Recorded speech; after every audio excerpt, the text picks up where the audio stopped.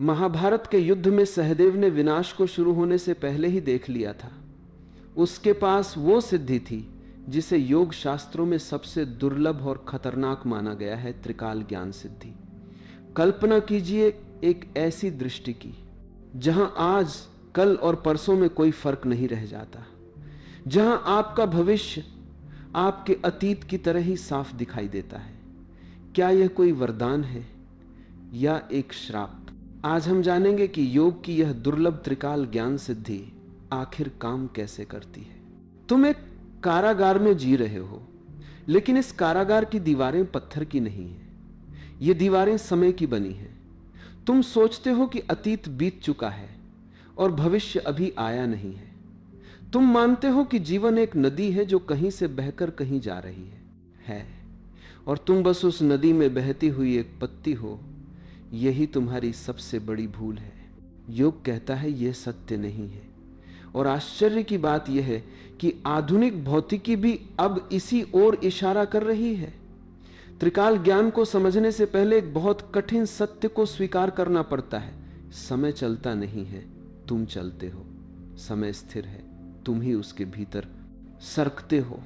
तुम जिसे वर्तमान कहते हो वह कोई स्वतंत्र क्षण नहीं है, वह केवल वह बिंदु है जहां तुम्हारी चेतना इस क्षण प्रकाश डाल रही है। अतीत इसलिए नहीं कि वह चला गया है, बल्कि इसलिए कि तुम्हारी चेतना वहां से गुजर चुकी है। भविष्य इसलिए नहीं कि वह आया नहीं है, बल्कि इसलिए कि तुम्हारी चेतना अभी वहां पहुंची नहीं है। आइंस्टीन ने जब समय और आकाश को एक ही ताने बाने का हिस्सा बताया, तब उन्होंने अनजाने में दृश्यों की भाषा को विज्ञान की भाषा में कह दिया। उनके अनुसार ब्रह्मांड एक पूर्ण संरचना है, उसमें डायनासोर का युग भी है, तुम्हारा जन्म भी है और तुम्हारी मृत्यु भी है। सब एक साथ विद्यमान है। फर्क सिर्फ इतना है कि तुम उस संरचना के भीतर एक बिंदु पर खड़े हो। कल्पना करो एक रोटी की, उसका पिछला सिरा अतीत है, बीच का हिस्सा वर्तमान है और आगे का सिरा भविष्य है। पूरी रोटी एक साथ मौजूद है, लेकिन चींटी जो उस पर चल रही है वह सोचती है कि आगे का हिस्सा अभी बना नहीं है। त्रिकालदर्शी वही चींटी है जिसने उड़ना सीख लिया। ऊपर से देखकर उसे पूरी रोटी एक साथ दिखाई देती है। इस सिद्धि को समझने का सबसे सरल तरीका सिनेमा का उदाहरण है। तुम पर्दे के सामने बैठे हो, दृश्य बदलते जा रहे हैं। कहीं हंसी है, कहीं डर है, कहीं पीड़ा है। तुम घबराते हो क्योंकि तुम्हें नहीं पता आगे क्या होगा। लेकिन अब कल्पना करो कि कोई व्यक्ति प्रोजेक्शन कक्ष में खड़ा है और उसके हाथ में पूरी फिल्म की रील है। उसके लिए आरंभ भी मौजूद है और अंत भी। वह पहले दृश्य को भी देख सकता है और अंतिम दृश्य को भी एक ही क्षण में। तुम पात्र हो, इसलिए तुम्हारे लिए अंत अभी नहीं आया है। वह व्यक्तिदर्शी है, इसलिए उसके लिए अंत भी वर्तमान में ही है। फिल्म बन नहीं रही है, फिल्म पूरी बन चुकी है। त्रिकाल ज्ञान भविष्य बताने की कला नहीं है, वह भविष्य को पढ़ लेने की क्षमता है। फिर प्रश्न उठता है कि अगर सब पहले से मौजूद है तो समय चलता हुआ क्यों लगता है? कारण है चेतना का प्रकाश। जैसे सिनेमा में फ्रेम स्थिर होते हैं और गति का भ्रम प्रकाश पैदा करता है, वैसे ही जीवन में क्षण स्थिर हैं और चेतना का प्रकाश उन्हें एक एक करके उजागर करता है।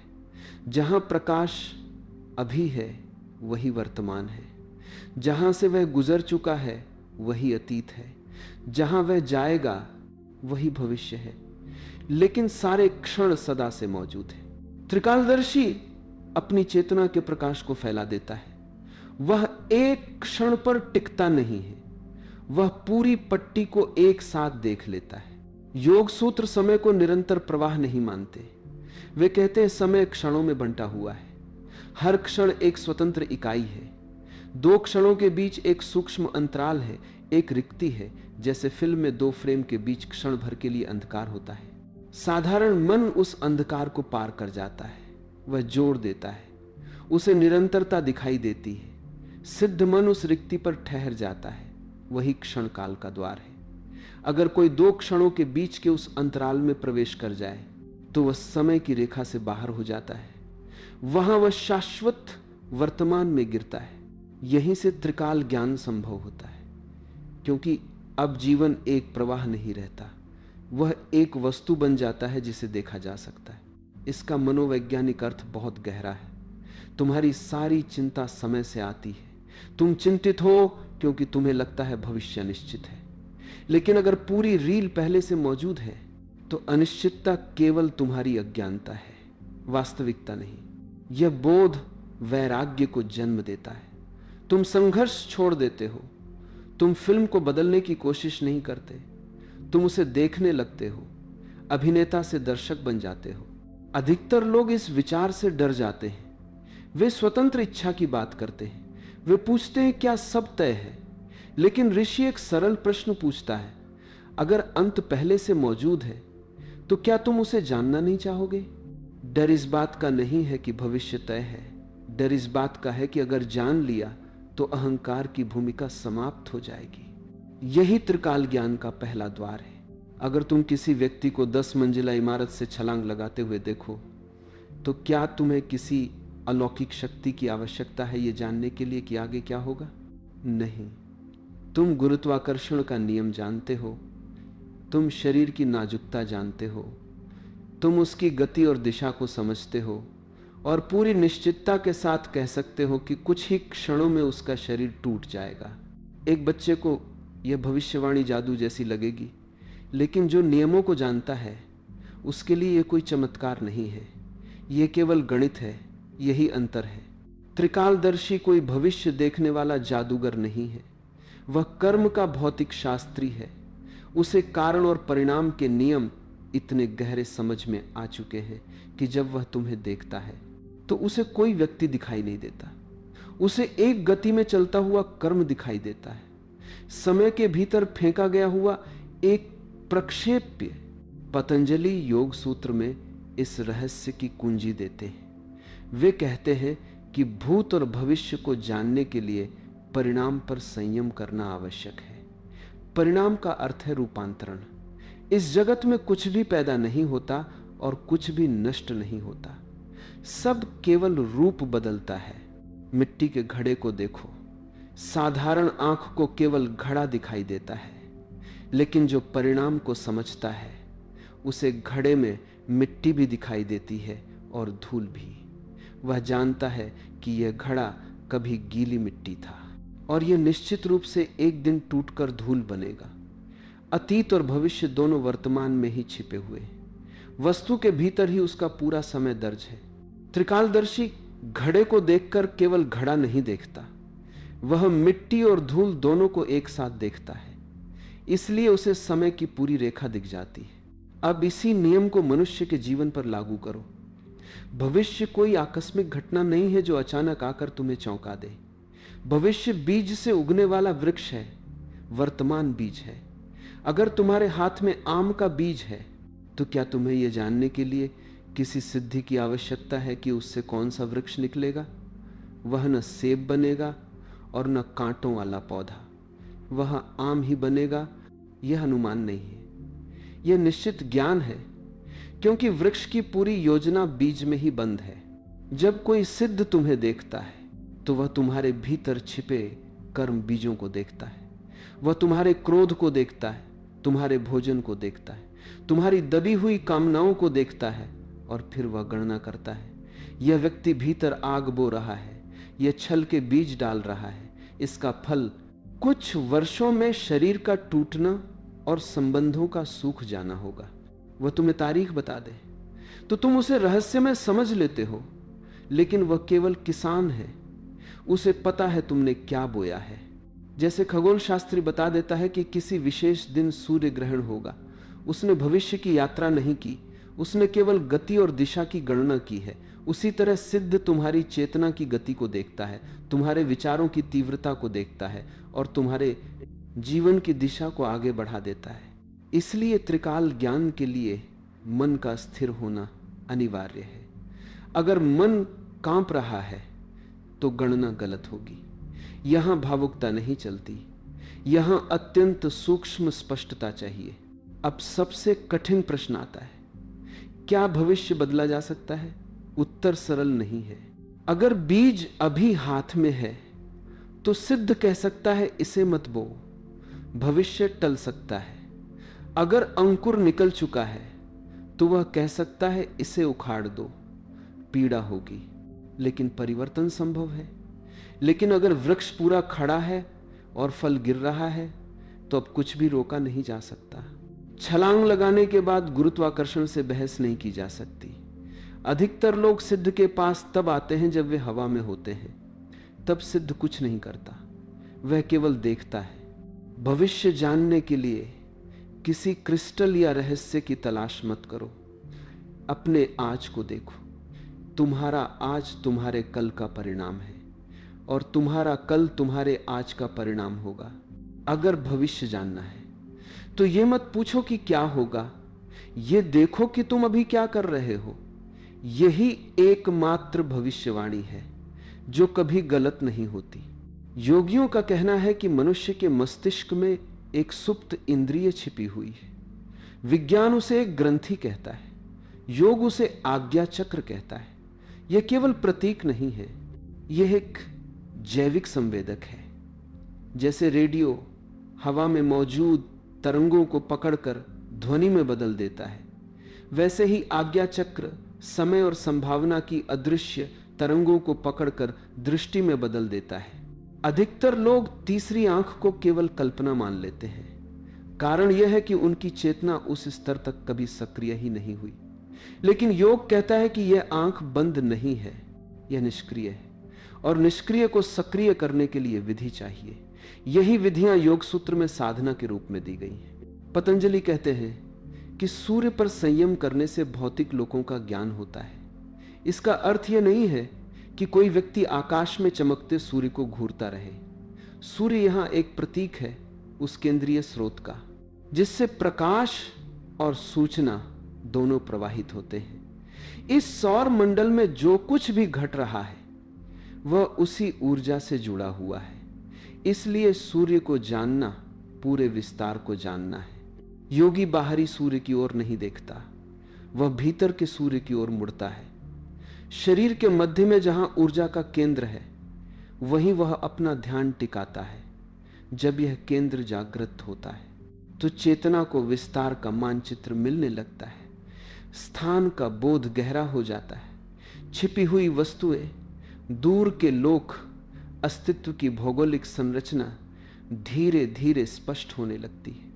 यह ज्ञान नहीं है, यह देखने की क्षमता है। चंद्र पर संयम दूसरी दिशा में ले जाता है। सूर्य प्रकाश देता है, चंद्र उस प्रकाश को लय में बांधता है। मन भी चंद्र की तरह काम करता है, वह चक्रों में चलता है। आदतें, भावनाएं, उतार चढ़ाव सब एक निश्चित क्रम में घूमते हैं। चंद्र पर संयम का अर्थ है इन चक्रों को देख पाना। जब चेतना चंद्र की तरंग से जुड़ती है तब समय की संरचना स्पष्ट होने लगती है। कौन सा क्षण किस क्षण के बाद आएगा यह गणित की तरह दिखने लगता है।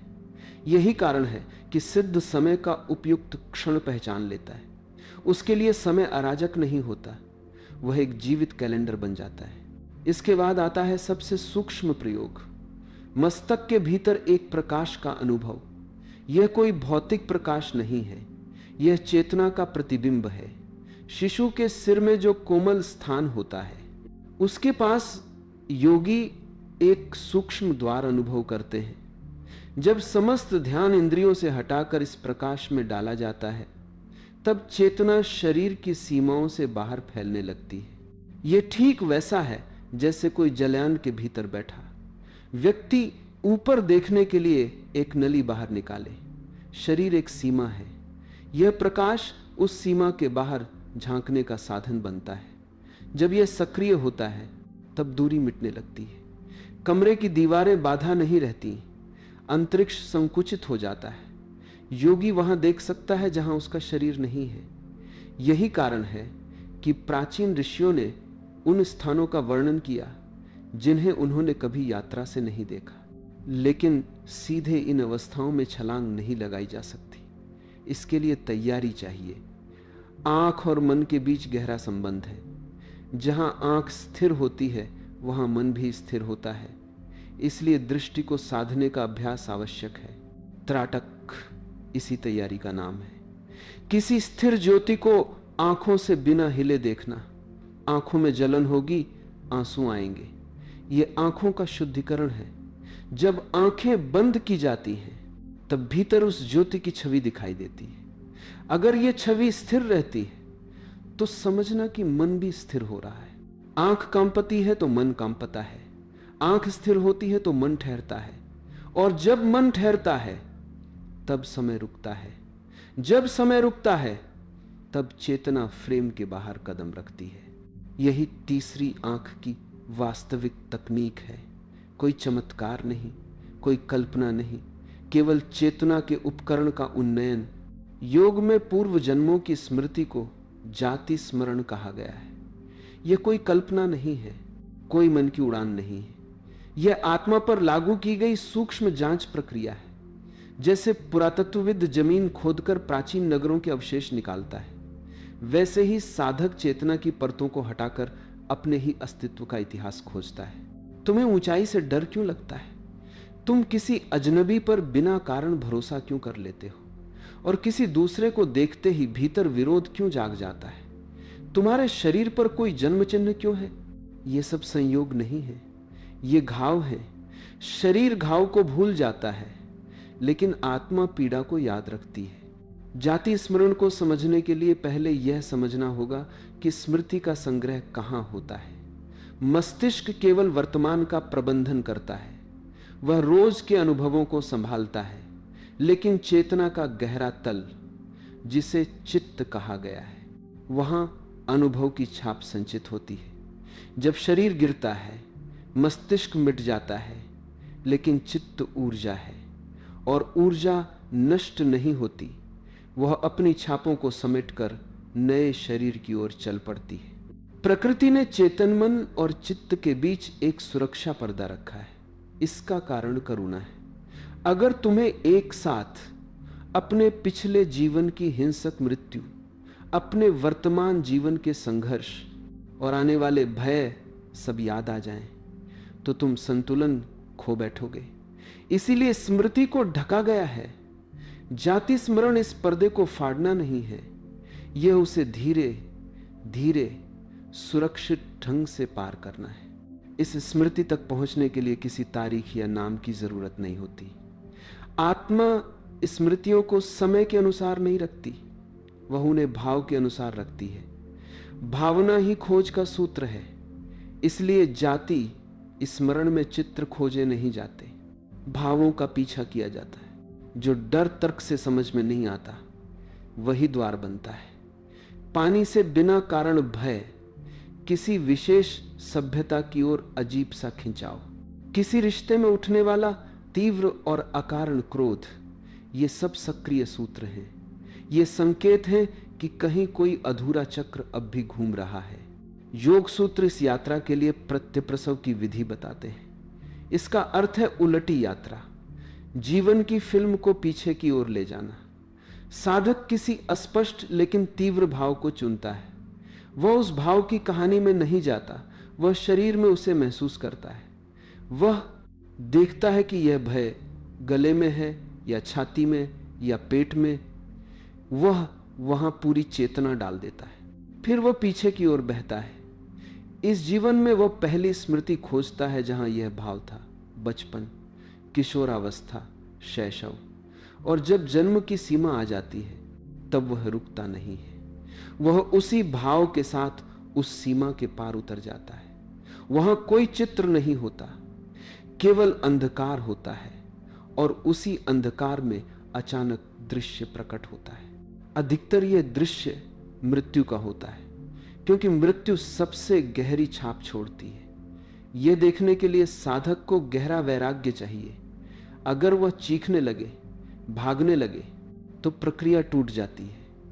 अगर वह साक्षी बना रहे तो स्मृति खुल जाती है। यह सब क्यों? केवल जिज्ञासा के लिए नहीं, यह शल्य क्रिया है। बहुत सी बीमारियां, भय और संबंधों के पैटर्न कर्म के बंध चक्र होते हैं। वे इसलिए चलते रहते हैं क्योंकि उन्हें कभी पूर्ण नहीं किया गया। जब स्मृति को चेतना का प्रकाश मिलता है तो प्रभाव अपने आप गिर जाता है। जैसे ही कारण दिख जाता है, परिणाम का भार समाप्त हो जाता है, ग्रंथि खुल जाती है, ऊर्जा मुक्त हो जाती है। लेकिन यहां एक बहुत बड़ा जाल है। मन कहानी गढ़ने में निपुण है, वह तुम्हें राजा या रानी बना देगा। आश्चर्य की बात है कि कोई भी खुद को साधारण जीवन जीता हुआ याद नहीं करता। सत्य की पहचान सरल है। वास्तविक स्मृति गौरवशाली नहीं होती, वह कच्ची होती है, पीड़ादायक होती है। उसमें मिट्टी की गंध होती है, ठंड होती है, भय होता है। वह अहंकार को ऊंचा नहीं उठाती, वह उसे तोड़ती है। अगर अनुभव चलचित्र जैसा लगे तो समझना कल्पना है। अगर वह घाव की तरह लगे तो समझना स्मृति है। यही आत्मा की पुरातत्व विद्या है। यही जाति स्मरण का विज्ञान है। तीसरी आंख के खुलने की एक भयानक कीमत है। जब तक तुम अज्ञान में जीते हो तब तक तुम्हारे पास एक सुंदर भ्रम होता है जिसे तुम आशा कहते हो। आशा केवल अज्ञान में ही जन्म लेती है। तुम अपने बच्चे के भविष्य को लेकर आशा करते हो क्योंकि तुम्हें नहीं पता कि वह सफल होगा या असफल। तुम किसी उपचार के परिणाम को लेकर आशा रखते हो क्योंकि अंत तुम्हारे लिए अंधकार में है। आशा का अस्तित्व इसी अंधकार पर टिका है। त्रिकाल ज्ञान इस अंधकार को मिटा देता है और उसके साथ ही आशा भी मर जाती है। जब परिणाम 100% निश्चित होकर सामने खड़ा हो जाता है तब आशा के लिए कोई स्थान नहीं बचता। तब केवल प्रतीक्षा बचती है। जानकर प्रतीक्षा करना यही दर्शी का भार है।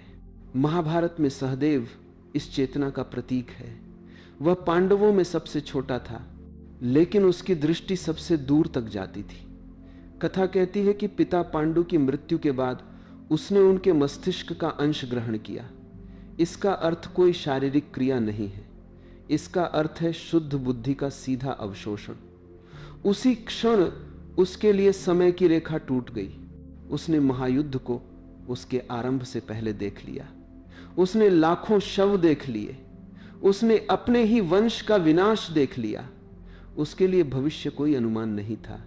वह एक स्मृति की तरह स्पष्ट था। कृष्ण ने यह देखा। उन्हें यह भी पता था कि यदि सहदेव बोल पड़ा तो लीला समाप्त हो जाएगी। जीवन का नाटक सस्पेंस पर टिका है। अगर सब कुछ पहले ही बता दिया जाए तो खेल समाप्त हो जाता है। इसलिए कृष्ण ने उस पर एक बंधन रखा। सहदेव सब जान सकता था, लेकिन बिना पूछे कुछ कह नहीं सकता था। और अगर उसने अनावश्यक रूप से सत्य प्रकट किया तो उसका मस्तक फट जाएगा। यह प्रतीक है उस मानसिक विखंडन का जो असमय सत्य से होता है। अब सहदेव की पीड़ा की कल्पना करो। वो अपने भाइयों के साथ बैठा है। वो अपने भतीजे अभिमन्यु को हंसते हुए देख रहा है। सब उसे एक बालक की तरह देख रहे हैं, लेकिन सहदेव बालक नहीं देखता। वह चक्रव्यूह में कटता हुआ शरीर देखता है। वह चीखना चाहता है, वह रोकना चाहता है, लेकिन वह नमक पास करता है। वह मुस्कुराता है, वह भूमिका निभाता है। वह अकेला है। दर्शी सदा अकेला होता है। जब परिणाम ज्ञात हो जाता है तब जीवन का स्वाद बदल जाता है। रोमांच अज्ञान से आता है। प्रेम में भी वही रस है, क्योंकि अंत अज्ञात है। खेल इसलिए देखे जाते हैं क्योंकि परिणाम खुला होता है। लेकिन अगर तुम्हें पहले से पता हो कि कौन जीतेगा तो तुम केवल देखोगे, तुम्हारा हृदय नहीं धड़केगा। त्रिकालदर्शी के साथ यही होता है। जीवन एक पुनरावृत्ति बन जाता है। वह विवाह और मृत्यु दोनों में एक ही शांति के साथ उपस्थित होता है। बाहर से लोग कहते हैं वह कितना शांत है, भीतर से वह प्रतीक्षा कर रहा है कि फिल्म कब समाप्त होगी। यह शांति नहीं है, यह स्वादहीनता है। यही एक और गहरा विरोधाभास जन्म लेता है। शिष्य पूछता है कि अगर मुझे आने वाली दुर्घटना दिख जाए तो क्या मैं उसे रोक सकता हूं? यही योग का दादा विरोधाभास है। अगर भविष्य दिख गया तो वह निश्चित है, और अगर वह बदल गया तो जो दिखा वह भविष्य था ही नहीं। योग कहता है कि छोटे कर्म टल सकते हैं, एक पत्थर से बचा जा सकता है, लेकिन कुछ बिंदु स्थिर होते हैं। मृत्यु, जन्म और नियति के कुछ मोड़। कई बार भविष्य को रोकने का प्रयास ही उसे घटित कर देता है। दर्शी धीरे धीरे यह सीखता है कि वह निर्देशक नहीं है, वह भी पात्र ही है जिसे पटकथा दिख गई है। यह बोध सबसे कठिन है। यहां समर्पण जन्म लेता है। वह कार को टकराने देता है, क्योंकि वह ब्रह्मांडीय आवश्यकता को देख चुका होता है। इस भार के साथ जीने का केवल एक ही उपाय है, वैराग्य। दर्शी को अपनी पहचान बदलनी पड़ती है। वह खेल खेलने वाले से खेल देखने वाले में बदलता है। वह स्वयं को पर्दे की तरह अनुभव करने लगता है जिस पर सब घट रहा है। अब वह अच्छे और बुरे अंत में फर्क नहीं करता। वह कथा की कला को देखता है। युद्ध को देखकर कहता है कितना विराट दुख है। शांति को देखकर कहता है कितनी गहरी नीरवता है। वह साक्षी बन जाता है। अंत में एक चेतावनी, संभल कर मांगो। तुम त्रिकाल ज्ञान इसलिए चाहते हो कि जीवन को नियंत्रित कर सको, लेकिन अगर वह मिल गया तो तुम देखोगे कि नियंत्रण एक भ्रम था। दर्शी की अंतिम शक्ति भविष्य बदलना नहीं है। दर्शी की अंतिम शक्ति है उसे पूर्ण रूप से स्वीकार कर लेना। हर मनुष्य त्रिकाल ज्ञान का एक सुप्त रूप लेकर जन्म लेता है। हम उसे अंतर्ज्ञान कहते हैं। वह एक धीमी सी फुसफुसाहट है जो कहती है अभी मत जाओ या अभी किसी को याद कर लो। समस्या यह नहीं है कि यह आवाज नहीं आती। समस्या यह है कि हम उसे सुनते नहीं। हमारे भीतर तर्क का शोर बहुत तेज है। वह चिल्लाता है और जो चिल्लाता है वही सच लगने लगता है। उद्देश्य यही है कि उस फुसफुसाहट की ध्वनि को साफ किया जाए और शोर को शांत किया जाए, ताकि जो पहले से मौजूद है वही प्रकट हो सके। सबसे पहले एक बहुत बड़ा भ्रम समझना आवश्यक है। हर भय अंतर्ज्ञान नहीं होता। अधिकतर भय केवल चिंता होती है। छात्र अक्सर गलती करते हैं।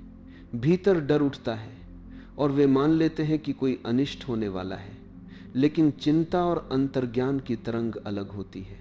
चिंता तेज होती है। वह छाती या पेट में उठती है। वह दौड़ती है। वह कहती है जल्दी करो, कुछ गलत हो जाएगा। उसमें भावनात्मक उथल पुथल होती है। इसके विपरीत अंतर्ज्ञान शांत होता है।